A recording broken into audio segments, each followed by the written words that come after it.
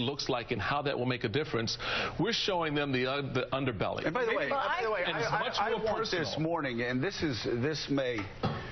will surprise quite a few people, but Al Hunt, I want to for one moment stand in defense of Ted Cruz in this idea that somehow this is all Ted Cruz's fault. Oh, yeah.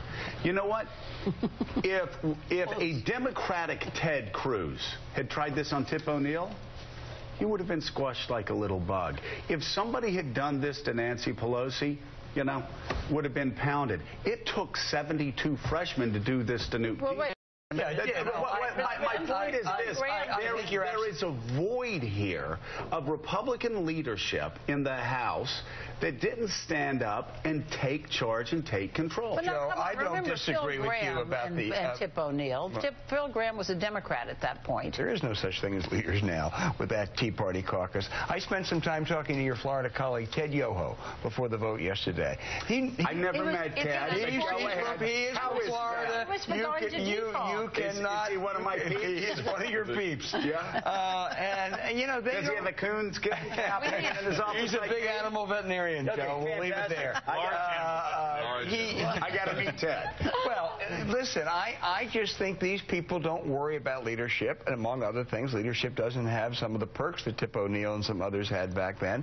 And the Senate has never had problems. And I was at a breakfast with Leon Panetta this week. We're going to get you. Everybody said earmarks. Let's get rid of earmarks. And maybe we should have gotten rid of earmarks. We can lose sight of... But Leon Panetta made a point. He said in 1996, when I got that Clinton budget through, I probably gave away 6 bridges. Right. Well, that's not such a bad trade-off. Exactly. But it doesn't exist today. Lose sight of Joe's point, and I think it's a very valid point that when the vacuum is created in politics, like anything, it's going to be filled. Yeah. And when you go into this battle without a clear battle plan, a strategy of what this is going to look like and how we come out on the other end, someone's going to fill that void. Right. And Ted Cruz filled that void. Yes, he does. But because nobody stood up, Mika, on the Republican side, on the House, and said, you know what?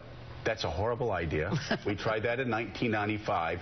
We got killed and reelected Bill Clinton. That's a horrible idea. If somebody did, no one listened. Well, no, I'm saying though. But the Republican Congress also got reelected in 1996. The majority leader didn't. The leadership should have stood up early on and said, no, you know what? That's great to the freshman Republican.